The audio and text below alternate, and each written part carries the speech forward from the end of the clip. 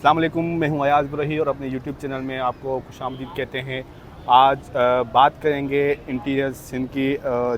जब से आपने देखा होगा कि फ़ातिमा फ़ोटो का केस जो है वो हाईलाइट हो रहा है और आज जो है हिना शाह ने अपनी गिरफ़्तारी जो है वो दे दी है, जबकि पीर फयाज़ शाह को गिरफ़्तार करके आज जो है अदालत में पेश किया गया था और उनकी जानिब से तौहीन अदालत की दरख्वास्त जो है वो Sindh high court Hyderabad bench में जो है वो भी दायर की गई थी। आज जो है अहम पेशरफ्त फ़ातिमा फ़ोटो केस में ये हुई है कि बड़े प्रोटोकॉल में फयाज़ शाह को अदालत में लाया गया था और पुलिस मोबाइल में आगे फ्रंट सीट पर उसको बिठाया गया था और उसके हाथ में मोबाइल भी देखी जा रही होगी, और जिस पर जो है अब मुअत्तल कर दिया गया है SHO को। और अदालत में आज ये कार्रवाई जो हुई है उसमें ये हुआ है कि जो श्योरिटी थी वो अदालत ने उनको जो है वो वापस कर दी है। इसके अलावा इसके बैकग्राउंड के हवाले से भी बात करेंगे। आज जो है 2-3 इश्यूज़ पर बात करेंगे। कच्चे के डाकुओं के हवाले से भी इस जो है प्रोग्राम में बात करेंगे। हमारे साथ हैं हबीब जमाली, सीनियर क्राइम रिपोर्टर हैं। हबीब साहब, कैसे देखते हैं आप इस फ़ातिमा फ़ोटो केस को? क्यों अभी तक जो है इस पर कोई पेशरफ्त सामने नहीं आ रही? क्या वजह है? वजह क्या ये भी है कि वो ताकतवर हैं, इस वजह से वो है नहीं हो रहा, इस मामले का कोई हल नहीं निकल रहा? Thank you Ajaz. सबसे पहले जो इशू है वो ये है कि अगर हम फ़ातिमा फ़ोटो की केस के हवाले से फ़ातिमा फ़ोटो के केस के हवाले से बात करें तो पुलिस कार्रवाई जिस रफ्तार से हो रही है वो ठीक है। ये हम कहें कि वो सुस्त है कार्रवाई, तो ये ठीक नहीं होगा। कार्रवाई ठीक है, वो इसलिए भी ठीक है कि एक तो पुलिस डिपार्टमेंट अपडेट नहीं है, पुलिस के पास वसाइल नहीं है। एक थाने में अगर आप पुलिस एहलकारों की तादाद को देखेंगे तो आपको हैरत होगी। अगर उनको 2 चेक पोस्ट में आप बैठा दें तो बाकी थाने की जो हद है वहाँ कोई भी पुलिसिंग आपको नज़र नहीं आएगी। मैं इसलिए कहता हूँ पुलिस कार्रवाई जो रफ्तार है वो रफ्तार ठीक है, क्योंकि सामने कोई आम सा मुलज़िम नहीं है। सामने पीर ऑफ रानीपुर है, फयाज़ शाह। हम ये आसानी से हम नाम लेके जाते हैं फयाज़ शाह, मगर लेकिन इस केस से पहले ही आसानी से नाम नहीं लिया जाता था। अगर लेते थे तो उसके मुरीदान जो हैं वो सोशल मीडिया पे शुरू हो जाते थे। सिर्फ आप मुरीदों की अगर बात करें तो हर सेक्टर में इनके मुरीद हैं। जैसे आपने कहा SHO प्रोटोकॉल दे रहा था, SHO की मजाल है वो प्रोटोकॉल दे, मुमकिन है SHO भी मुरीद हो। हालांकि हमने देखा है अदालतों में हाई प्रोफाइल केसेस होते हैं, इवन के वज़ीर आज़म लेवल के बंदे जैसा होता है, जब वो गिरफ़्तार होता है तो उसको हथकड़ियों में जो है वो पेश किया जाता है। हलीम आदिल शेख को भी आप देख रहे होंगे, PTI सिंध के सदर हैं, उनको भी हथकड़ियों में पेश किया जाता है। इवन के आगा सिराज दुरानी को जब पेश किया गया था उनको भी हथकड़ियों में पेश किया जाता था। तो ये क्यों, आखिर ऐसा रीज़न क्या है इसमें? वो थोड़ा केस डिफरेंट भी है ना, उनके लिए कहा जाता है इन्हें हथकड़ियाँ मारो। तो इस केस में थोड़ा मुख्तलिफ ये है कि ये तो एक पीर हैं। कभी कभार ऐसा भी हो जाता है कि अदालतों के अंदर जो सिस्टम है वो उस सिस्टम में भी इनके मुरीद होते हैं। समीउल्लाह सुमरो जो है SSP, उन्होंने नोटिस ले लिया है, SHO सस्पेंड हो गया, उन्हें ज़िले हेडक्वार्टर क्लोज कर दिया गया है। दूसरा SHO अब आएगा, केस की तफ्तीश आगे बढ़ेगी। जो ये इंक्वायरी अफसरान तब्दील होते हैं, ऐसे भी आप कोर्ट रिपोर्टर हैं, सीनियर रिपोर्टर हैं, आपको पता है, ऐसे भी केस ख़राब हो जाते हैं ना। तो आपको क्या लगता है इस केस में? नाज़िम जोकी का केस भी आपके सामने है, ऐसे हाई प्रोफाइल बहुत सारे केसेस हैं जो आपने देखे होंगे और आपने उनको कवर भी किया होगा, और ऐसे केसेस में अक्सर ये होता है कि आखिर में कंप्रोमाइज़ हो जाता है। तो इस केस में नज़र आया, क्योंकि प्रेशर तो हमें नज़र आ रहा है फ़ातिमा फ़ोटो की फैमिली पर, और वो भी मुरीद ही हैं इस पीर ऑफ रानीपुर दरगाह के। अच्छा, इसमें मेरे ख्याल में होम मिनिस्टर जो है वो वादे कर चुके हैं कि अगर वक्ता कंप्रोमाइज़ भी करेंगे तो सरकार इस केस की खुद जो है वो फॉलो करेगी। इस केस को सरकारी मुद्दत में इस केस को कन्वर्ट कर देंगे, कंप्रोमाइज़ नहीं होगा। जैसे शाहरुख जतई के मामले में हमने देखा, शाहरुख जतई अंदर था, हालांकि वो कंप्रोमाइज़ उसके शादी के जो वस्ता हैं वो कंप्रोमाइज़ कर चुके थे। एक और बात मैं थोड़ा कंप्लीट करूं, अधूरी रह गई थी बात, वो ये कि पीर ऑफ रानीपुर ये बड़े बाअसर लोग हैं। पुलिस कार्रवाई इस हवाले से दुरुस्त सिमत में जा रही है। सिमत खैर हम नहीं कह सकते, रफ्तार दुरुस्त रफ्तार में ये कार्रवाई आगे चल रही है। पीर ऑफ रानीपुर उनके कई मुरीद हैं, हज़ारों मुरीद हैं उनके, मुख्तलिफ़ इदारों में उनके मुरीद हैं। और वैसे भी अगर हम बात करें, ये इलेक्शन में असरअंदाज़ होने वाली शख्सियतें हैं, जो इलेक्शन में असरअंदाज़ होते हैं।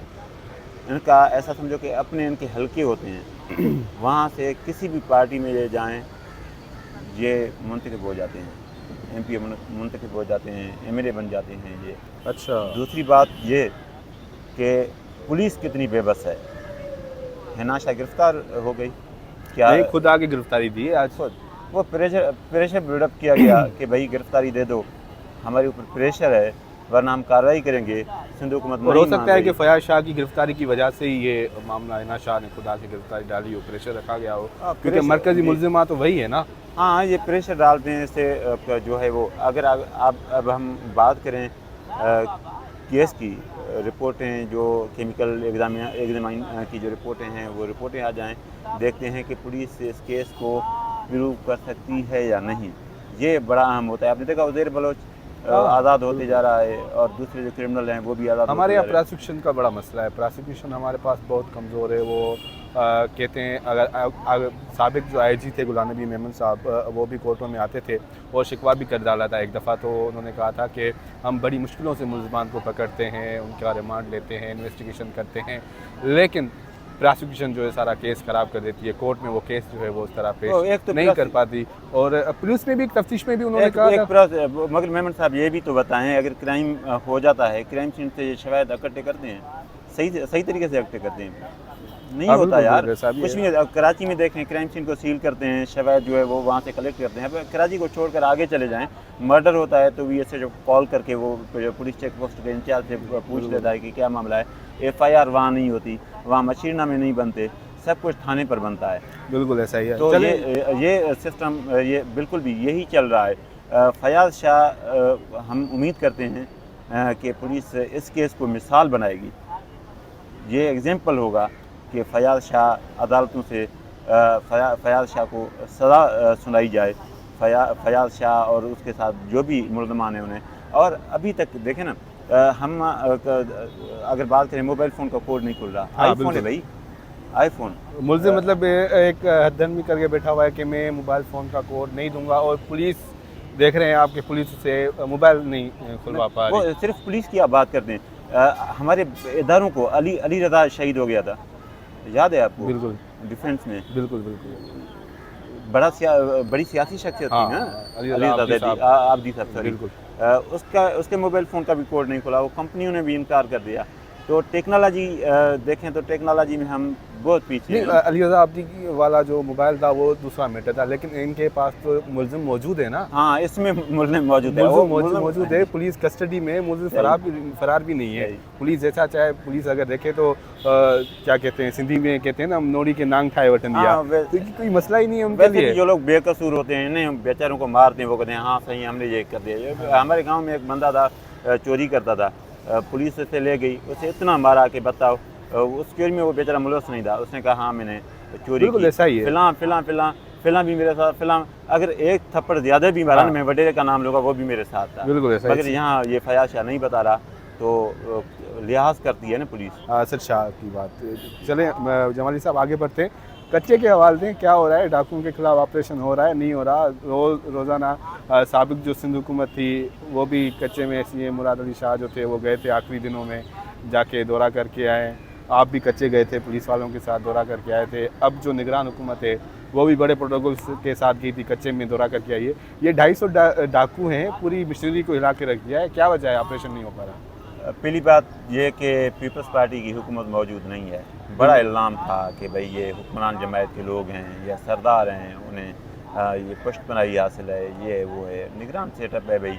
ये इलेक्शन कराने आए लोग, इनका कोई सियासी एजेंडा नहीं, इनके कोई सियासी मफादात नहीं, ये जाके इलेक्शन नहीं लड़ेंगे, फिर भी अमन नहीं हो रहा।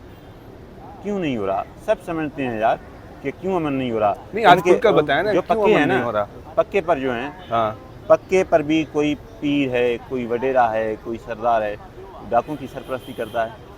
पक्के की खबरें कच्चे में डाकुओं को मिलती हैं।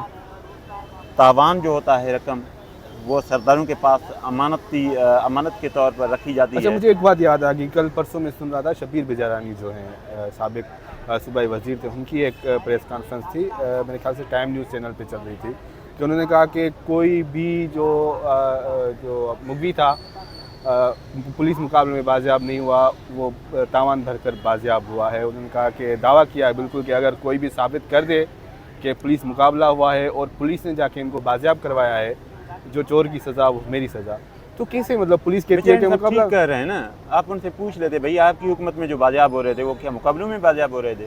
सब मिलाकर कह रहे थे, वो अपनी हुकूमत वो का मिला- भी जो अब हो रहे हैं उनका भी कह रहे थे, थोड़ा डंडा आ गया होगा ना, वोटों के चक्कर में कह रहे हैं। वोटों के चक्कर नहीं तो डंडा आ गया होगा। अच्छा। निगरान सरकार ने कहा होगा भाई आप क्यों ये पुष्टबंदी कर रहे हैं, बंदे पैदा करें ना। नहीं, वो तो निगरान सरकार को कह रहा था कि आप जो है ऑपरेशन करें डकैतों के खिलाफ। गुस्से में कर रहा होगा, गुस्से में बोल रहा होगा। बेजहानी साहब को हम भी जानते हैं, आप भी जानते हैं, यार ऐसा ना करें। दूसरे सरदार हैं उन्हें भी हम अच्छे तरीके से जानते हैं। इन्हीं सरदारों को जो एसएसपी लगते हैं वो अमन अवार्ड दे देते हैं यार। बिल्कुल ऐसा आज है। उनकी हुकूमत नहीं है, आज वो तनकीद कर रहा है। वो सिंध असेंबली में कल खड़े होकर क्यों नहीं बोल रहा था कि भाई बंदे जो हैं वो बायाब नहीं हो रहे, पुलिस डील कर रही है। कल तो ये पुलिस की वकालत कर रहा था शबीर बजारानी, और जो दूसरे MPs हैं, MNAs हैं, जो सूबाई वज़रा हैं, वो तो नुमाइंदगी करते। आज थोड़ा डंडा आ गया भाई, बंदे कहाँ से आएंगे भाई? कोई फ़िलाँ सरदार का बंदा, कोई फ़िलाँ सरदार का डाकू, फ़िलाँ सरदार का डाकू है कोई। अगर हम सरदारों की बात करें ना तो बात बहुत दूर तक चली जाएगी।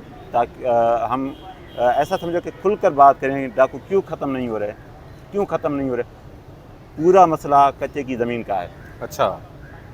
लाखों एकड़ ज़मीन जो फसल उगता है ना, उससे जो करोड़ों की आमदनी होती है, डाकू को कितना हिस्सा मिलता है?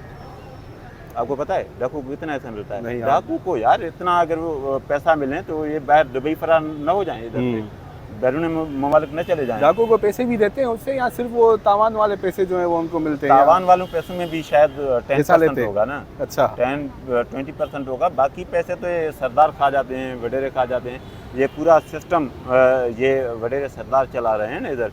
किसी को नहीं पता यार। हम तो गए थे ना कच्चे में, हम गए थे कच्चे में, हमें पता है भाई रियासत जहाँ चाहेगी वहाँ पहुँच जाएगी, रियासती इदारे पहुँच जाएंगे वहाँ। इन्हें असलिया यार रॉकेट लॉन्चर जो सिंध में बनता ही नहीं यार, वो रॉकेट लॉन्चर कच्चे के डाकू के पास पहुँच जाता है, पुलिस नहीं पहुँचती वहाँ। तो अब इसका हल क्या होगा? आखिर $250 जो डाकू हैं कैसे इनके कंट्रोल में मेरे समझ में 250 भी नहीं है, ये कम है। ये निगरान सरकार जो, जहाँ तक मेरी इन्फॉर्मेशन है, मेरा अंदाज़ा है, मेरे इतने सोर्सेज नहीं हैं कि मैं आपको बताऊं कि किसी। नहीं, सोर्सेज बहुत हैं आपके, ये बात जो है आप ना करें तो। जहाँ तक मुझे पता है ये 9-10 महीने का खेल है। हाँ। 9-10 महीनों का खेल है। ये प्रेशर बिल्डअप करेंगे, सरदार जो वडेरे हैं उन्हें कहेंगे कि अपने बंदूक को रोकें, फ़िलहाल 9-10 महीने वो खामोश हो जाएँ, फिर वो जो चाहें करें। अच्छा, हम हुकूमत में हैं तब तक वो पेश भी हो जाएं, जो पेश होंगे वो कोर्टों से ज़मानतों पर आज़ाद हो जाएंगे, उन्हें कोई कुछ नहीं कहेगा। अच्छा, 9-10 महीने तक जो आप कह रहे हैं, इसमें जो अगवा हो रहे हैं लोग, इसमें कमी आएगी या रिड्यूस हो जाएगा यकीनन, क्योंकि प्रेशर इसलिए दे रहे हैं ना। ऑपरेशन तो इन्हें करना ही नहीं है भाई। अच्छा। ऑपरेशन के नाम पर जो पिछली हुकूमत जो फंड्स रख कर गई थी वो मिलकर खाएंगे। 9-10 महीने में ये बेचारे भूखे मरेंगे क्या? इन्हें भी खाना है यार। वो जो बजट है वो यूटिलाइज करेंगे ना।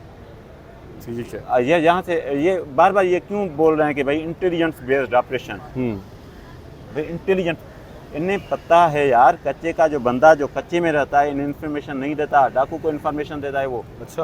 वो इन पर यकीन ही नहीं करता। उन्हें पता है कि ये SHO भी उन्हीं का बंदा होगा, उन्हें बता देगा कि मुझे इन्फॉर्मेशन फलाने दी थी। और जहाँ से रेंजर्स गई, रेंजर्स को वहाँ की डेमोग्राफी का भी पता नहीं, रास्तों का भी पता नहीं। काम भाई पुलिस ने करना है, पुलिस से ये काम लें तो पुलिस काम करेगी। मगर रेंजर्स को भी तो पता है, हमारे कानून नाफिज करने वाले इदारों को भी सब पता है, पुलिस के साथ मिलकर ही वो काम करेंगे तो तभी जो है वो काम बन पाएगा। क्योंकि कोई इंडिविजुअल इदारा जो है इस पर अकेले काम नहीं कर सकता, सारों को एक बेंच पे लाना पड़ेगा, एक पेज पे लाना पड़ेगा, तभी जाके ये जो डाकू है वो ख़त्म हो पाएंगे। बहुत शुक्रिया। मैं एक बात आपसे पूछूं, मैं एक सवाल पूछता हूँ, आप क्या समझते हैं कि ये सरदार हैं वडेरे के खिलाफ कार्रवाई होगी? कह रहे हैं, हम तो यही सुन रहे हैं, जो आप सुन रहे हैं हम भी वही सुन रहे हैं कि कार्रवाई की जाएगी। देखते हैं कब होती है।